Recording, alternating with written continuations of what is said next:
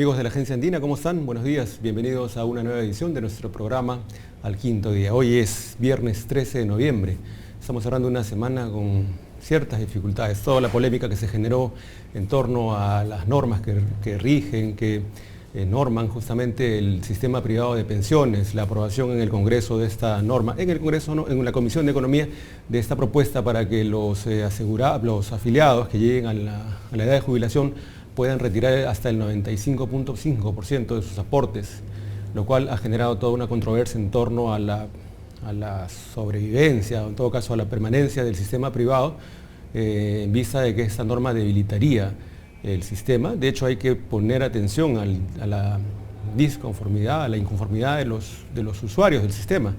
La población, al revisar sus estados de cuenta, ve que sus fondos decrecen, disminuyen en algunos casos, pero que las AFP siempre están con ganancias, siempre están con cifras en azul. Por tanto, es un tema que debe ser discutido y debatido a profundidad sin caer en posiciones populistas.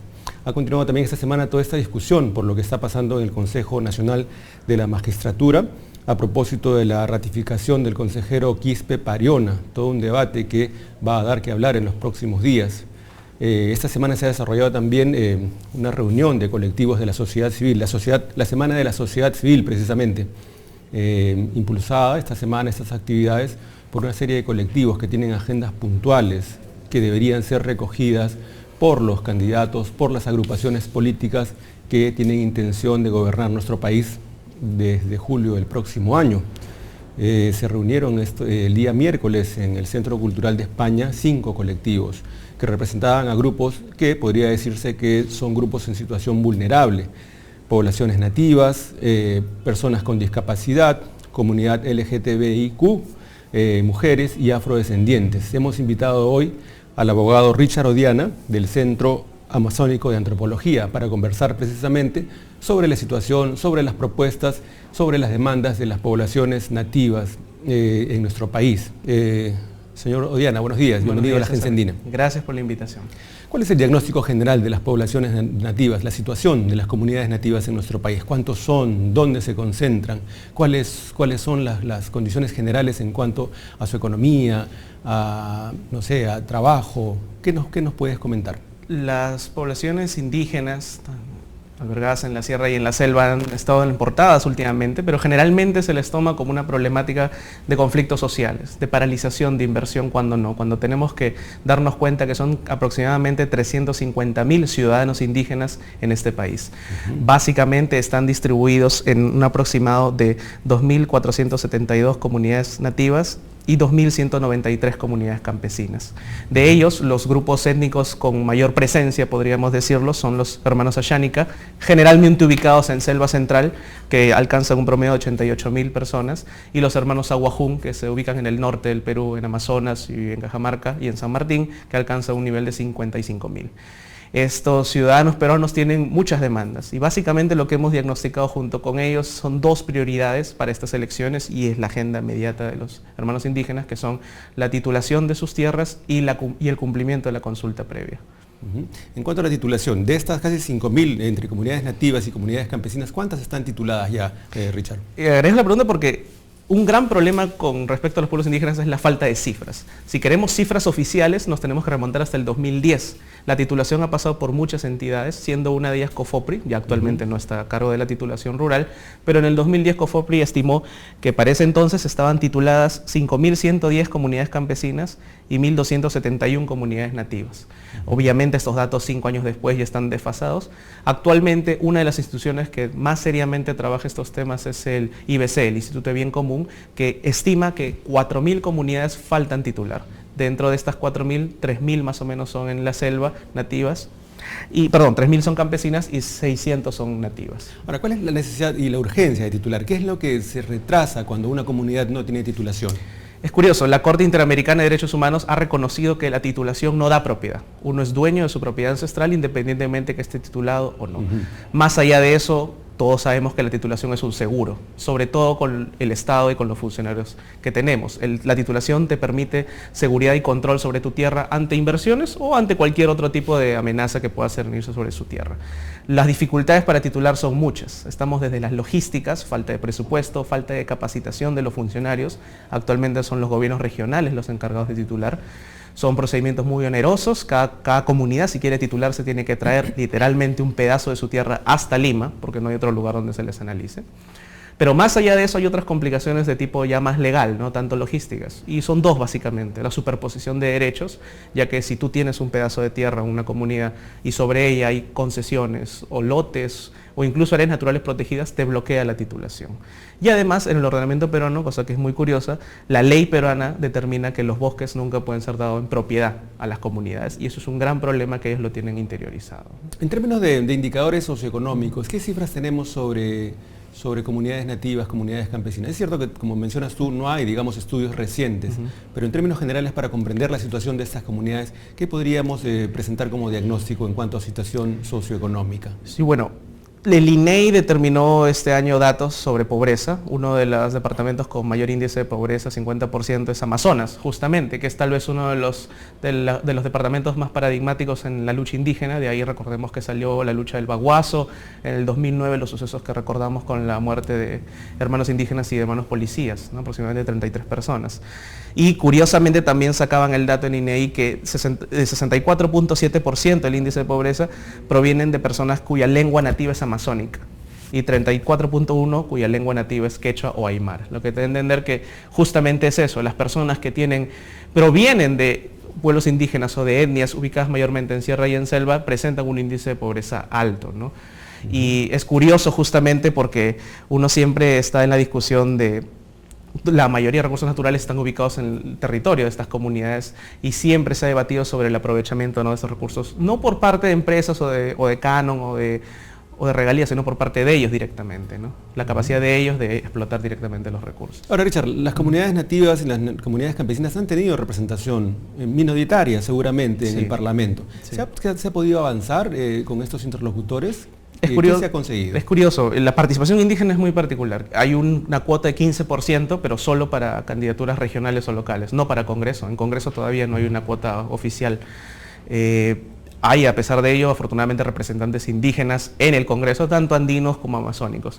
Lo paradigmático, cuando uno empieza a relacionarse y a estudiar estos temas, ya no tanto extractivas, sino los temas de representación política, es que uno se encuentra que la mayoría de representación política en el Congreso está justamente llevado por congresistas no necesariamente de las zonas, no necesariamente pertenecientes a estos pueblos. Son otros congresistas provenientes de otros departamentos, incluso de Lima, que enarbolan la bandera de la defensa de pueblos indígenas, ¿no?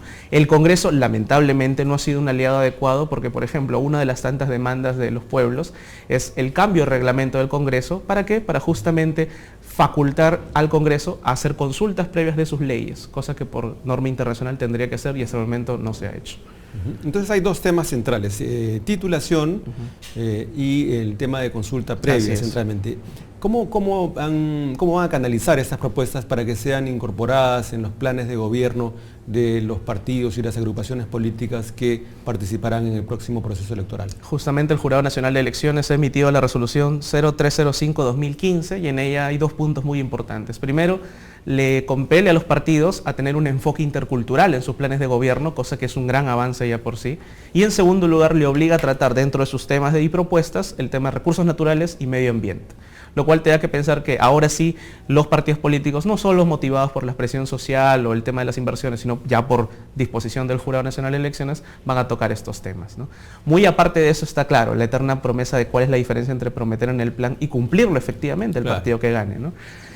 Una corriente que se está dando últimamente es la judicialización de las demandas. Generalmente uno asocia la protesta indígena con justamente la protesta de bloqueo de carreteras y toma de algunos locales en los casos extremos, pero no, hay muchas demandas que ya se están enarbolando. Por ejemplo, en estos momentos, en el Tribunal Constitucional ya está incluso votada, próxima a salir publicada, la primera sentencia del TC sobre omisión de consulta previa en minería. Básicamente es una concesión minera dada en Puno, nos referimos al proyecto de Arboleda, que no fue consultada.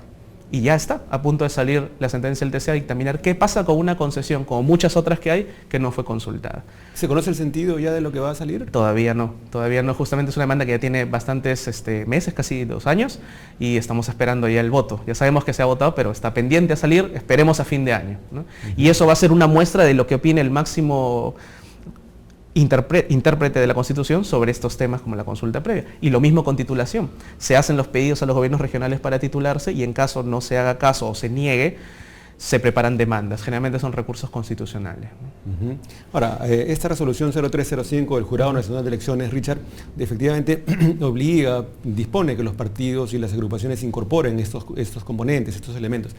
Pero sabemos que en el Perú las leyes electorales muchas veces se pasan por alto. Sí. ¿Cómo van a hacer ustedes, los colectivos que representan a estas comunidades, para que se cumpla esta parte de la norma? Es decir, que incorporen a sus planes estos enfoques, estas maneras de ver los problemas. Justamente ahí hay 2 bloques por los que tenemos que entrar. Primero, lo que hemos justamente mencionado en el evento de pasado 11, la sociedad civil como tal. Nosotros nos organizamos y ponemos en agenda varios puntos, ya no solo en la prensa, ya no solo en medios de comunicación, sino directamente con los representantes de los partidos.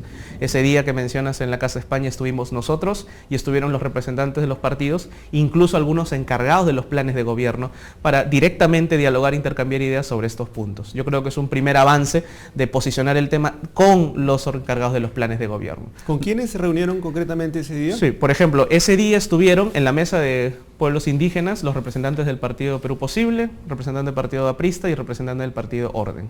Tres de como 12 que quieren... 12, pero por ejemplo en la mesa de mujeres y LGTBQI también estuvieron el señor del partido Orden, Frente Amplio, y tengo entendido que por ejemplo en la mesa de personas con discapacidad estuvo el partido Peruanos por el Cambio. Digamos que hay como una semilla de interés. Lo hay. Que puede prender en los próximos meses. Pero la principal misión, más allá de la sociedad civil, que como colectivo somos asesores técnicos, obviamente, es de las mismas organizaciones, por ejemplo, de los mismos grupos y colectivos, ¿no?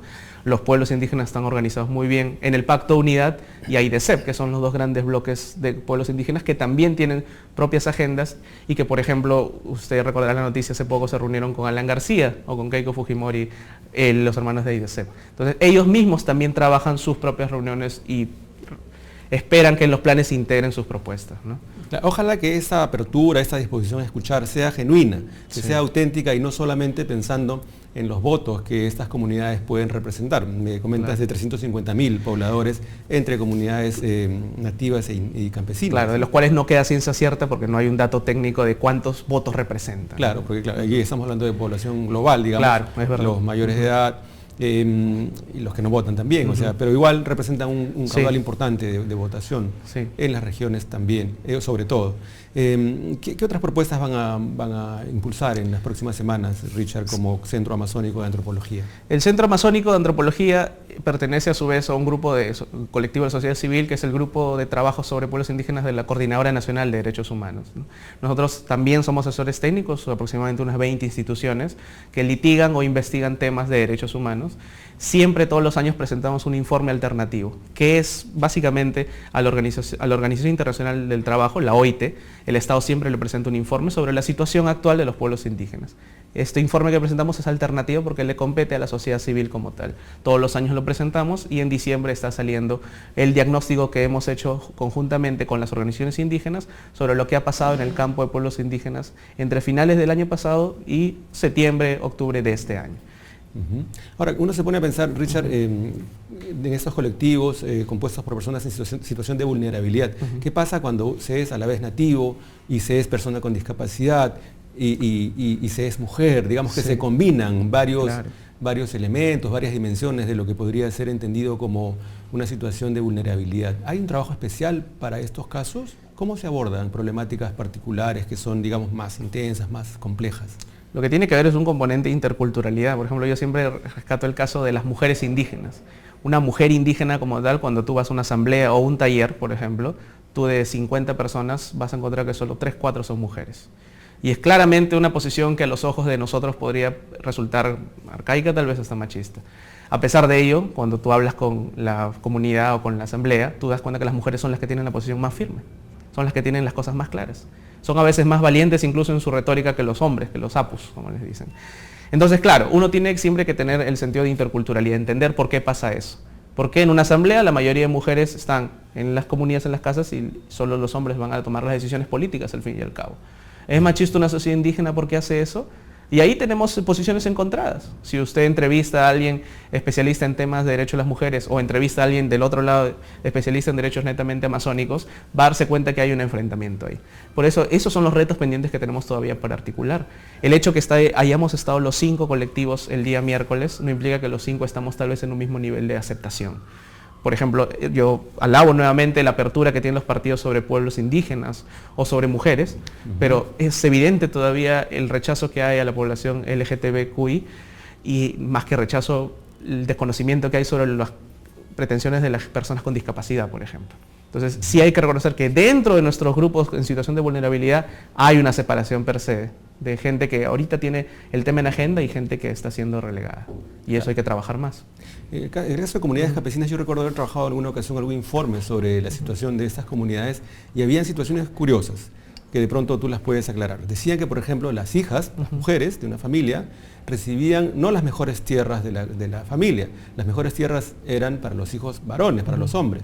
Porque se pensaba que la mujer a su vez iba a casarse con un hijo de otra familia al que le iba a corresponder las mejores tierras de esa familia y que por tanto no era indispensable que para ella tuviera la mejor parte de la propiedad, si se quiere, porque ella iba a recibir un beneficio de quienes iban a ser su familia de acogida, digamos, ¿no? Claro. Son situaciones que uno desde una mirada, digamos, de género, de equidad, podría decir, bueno, qué desigualdad. Claro. Pero son sobre todo más bien cuestiones tradicionales, históricas, que vienen desde mucho, ¿no? Una tradición asentada por décadas y por generación en generación.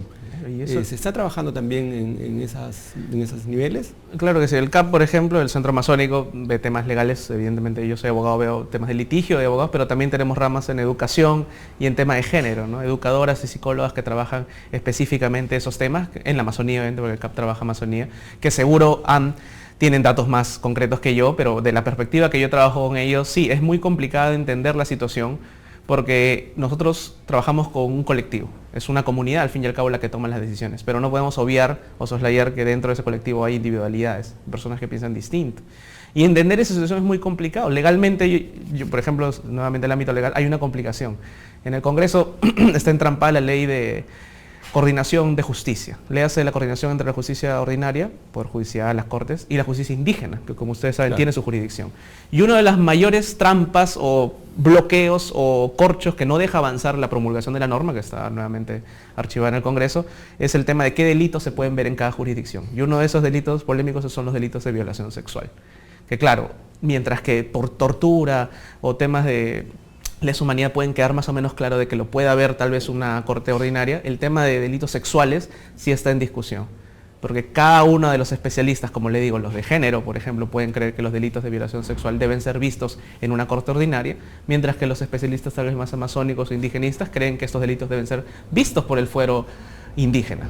¿Cuál es la discusión? Que obviamente hay mayor permeabilidad con respecto a estos delitos de violación sexual en determinado ámbito, ¿no? Usted debe entender cómo son tratadas a veces las mujeres y las niñas de una comunidad, claro, tienen un avance sexual un poco más temprano, tal vez, ¿no? Entonces, hay esta discusión sobre si las mujeres en realidad tendrían que pasar por ciertas prácticas o no, y cómo culturalmente se entienden estas prácticas. Son prácticas ancestrales y culturales, como bien reconoces. Se ha aprobado en estos días la creación del Parque Nacional Sierra del Divisor, donde hay al menos 3, según CERNAM, hay 3 comunidades en aislamiento voluntario. Desde el Centro Amazónico de Antropología se está desarrollando algún tipo de iniciativas para, digamos, salvaguardar a estas comunidades en aislamiento voluntario. Sí, ahí hay 2 problemas, ¿no? Básicamente el primero es, que ya se superó el domingo, es que se apruebe la medida. Son 15 procesos de consulta los que aproximadamente han concluido con la etapa de diálogo, pero según la norma, el proceso de consulta no acaba hasta que se promulga la medida, porque en la consulta previa se consulta una medida, un decreto supremo, una ley, etc. De estos 15, solo 4 tienen medida promulgada. Uno de estos 4, afortunadamente, después de tanta presión, fue el Parque Nacional Sierra del Divisor, su categorización, ¿no? E incluso ya había una demanda de la Defensoría del Pueblo en la Corte, por eso le digo la judicialización de estas pretensiones, que ya estaba circulando y que bueno, ahora ya será desestimada seguro porque ya salió la medida promulgada.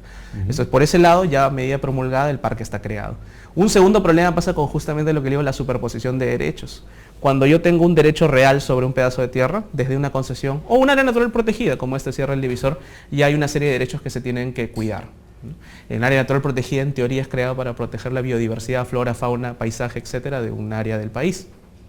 Pero sobre ella, y según el plan maestro que Sierra del Divisor obviamente no tiene porque recién ha sido creado, se van a determinar los usos y exclusiones de uso de determinadas zonas y recursos. ¿Cuál es el problema que últimamente estamos viendo como una especie de patrón en varias áreas naturales protegidas del país? Que las exclusiones de uso del área natural protegida están bloqueando a los pueblos indígenas, a las comunidades, ejercer sus derechos.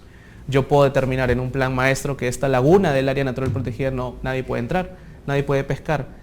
Y si eso es la actividad tradicional de una comunidad, está bloqueada. Los guardabosques, que son los encargados de cuidar el área natural, no van a impedir, incluso pueden hasta restringir a la gente a acercarse a esas áreas. Entonces es un problema bien delicado que ahora es un reto pendiente, ¿no? Incluso más de una área natural protegida ya está siendo consultada, no su creación, sino el establecimiento de su plan maestro, junto con las comunidades, lo cual es muy bueno. Luego el gobierno está determinando qué exclusión o qué uso se le va a dar a cada zona dentro del área. Que además tiene que ser un proceso concertado con la propia población. Claro que sí. Lo va a llevar adelante el CERNAM como el plan maestro, el componente de sostenibilidad es clave ahí, claro, pero también el hecho de consultar con la comunidad. Y ahí hay un reto pendiente del CERNAM, dependiendo qué tipo de área es, o si es un área de conservación regional, por ejemplo, le competiría al gobierno regional. Y un reto también fuerte de las comunidades es la aplicación de la consulta, no por parte del Ejecutivo, que bien o mal lo ha estado realizando, sino por parte de los gobiernos regionales, que es una deuda todavía a trabajar. Y la situación en Loreto, en las cuencas de los ríos Tigre, Pastaza, con el tema de la extracción petrolera, ¿en qué estado se encuentra? ¿Qué novedades hay sobre los avances en cuanto a conciliar ahí intereses? Es complicada la situación. Justamente le mencionaba, 15 procesos de consulta han terminado, solo 4 tienen medida promulgada. Una de ellos es el lote 192. Son 10 los lotes de hidrocarburos que se han consultado y solo uno tiene la medida, que es el lote 192. La medida que salió a finales de agosto es esta medida, decreto supremo, por el cual se le otorga a Pacific el permiso de 2 años para explotar el lote. Entonces se aprobó esa medida. Lamentablemente la consulta previa del 192 no es una de las mejores en el país. ¿Y por qué? Porque es la única, según los estudios es la única, que se cerró unilateralmente por parte del Estado. El diálogo no llegó a buen puerto con todas las comunidades. Mientras con las comunidades del Tigre sí se llegó a un acuerdo, con las comunidades del Pastaza y del Corrientes no. Hubieron cruces en el diálogo, el Estado decidió cerrar el diálogo y emitió la medida a los 2 días. Y por eso es que quedó este descontento con las comunidades del Pastaza y del Corrientes que se abarca hasta ahora, ¿no? La discusión, como lo hemos visto en los medios, más giró en torno a quién podía entrar a operar el lote, si podía entrar Petroperú, si debería entrar el Estado o no. Recientemente ya el Congreso aprobó la norma para que entre. Y claro, el tema se quedó ahí cuando el tema era en realidad la consulta previa es una oportunidad para que los pueblos indígenas no solo sean informados, sino también den sus propuestas sobre una medida determinada. Habían 27 propuestas que tenían los pueblos indígenas en la consulta previa, se tocaron apenas 2. Y no se tocaron muchos temas fundamentales, entre ellos, nuevamente, titulación y el tema del 192 que es remediación. Luego que concluyera la consulta previa, como le dije, con sus vicisitudes, se formó una comisión especial encabezada del Ministerio de Vivienda para negociar directamente con las comunidades en la zona de las 4 cuencas los avances que se puedan dar, y hasta ahora esta comisión está avanzando, por un lado, y por otro, no olvidemos que en marzo del 2015 el Premierato con Ana Jara firmó también un acta para ponerse de acuerdo y tratar de resolver temas directamente con las comunidades. Entonces, digamos que ahorita la discusión ya con la consulta cerrada está en temas de negociaciones privadas que están avanzando, ¿no? ¿Pero hay un foco de conflicto posible? ¿Es un foco de posible? El problema es que sí, porque como abogado yo siempre ofrezco esta perspectiva, ¿no? La consulta previa es un procedimiento. Si usted tiene una queja ante Indecopi o Sinermin o cualquier órgano administrativo, usted va a iniciar el procedimiento, el Estado y usted particular. Es un procedimiento, igual es la consulta previa, el Estado y un particular. Cuando después del procedimiento termina con una resolución, eso es vinculante, eso se tiene que cumplir, hasta yo lo podría ir al Poder Judicial a ejecutarlo. Ese es el poder de la consulta previa. La diferencia de ello es que en una negociación privada, como estas que encabezan los ministerios con las comunidades, todo queda en actas. Y es cierto, papel manda, pero no es una ley, no es una sentencia, no es una resolución. ¿Cuál es el poder de concreción de esa acta? Y ahí hay un problema. Entonces, es latente la posibilidad que basta que uno de estos acuerdos no se cumplan para que obviamente estalle un conflicto, ¿no? Pero va a depender mucho de la muñeca de aunque más del siguiente gobierno, tal vez, ¿no? Bien, estamos conversando, amigos, con el abogado Richard Odiana, representante del Centro Amazónico de Antropología. La sociedad civil ha presentado esta semana una serie de propuestas para que los partidos políticos, las agrupaciones políticas que aspiran a representarnos desde el próximo año, incorporen estas demandas, estos requerimientos en sus propuestas de gobierno. Vamos a continuar con él luego de una pausa.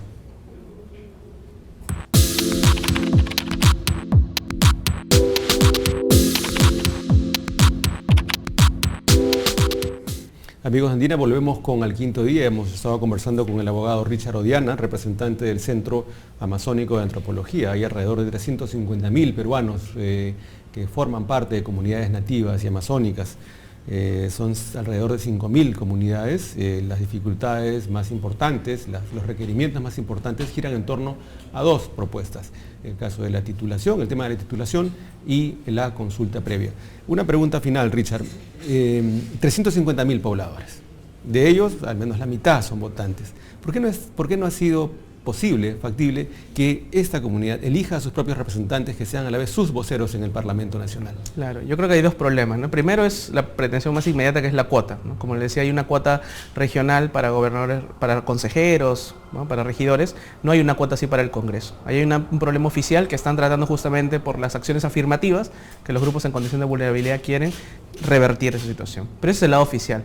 En el lado de la cancha, el debate del día a día, sí hay un mea culpa de a veces la falta de aplicabilidad de sus principios y manejos propios a la cancha política. Es a veces difícil de trasladar eso.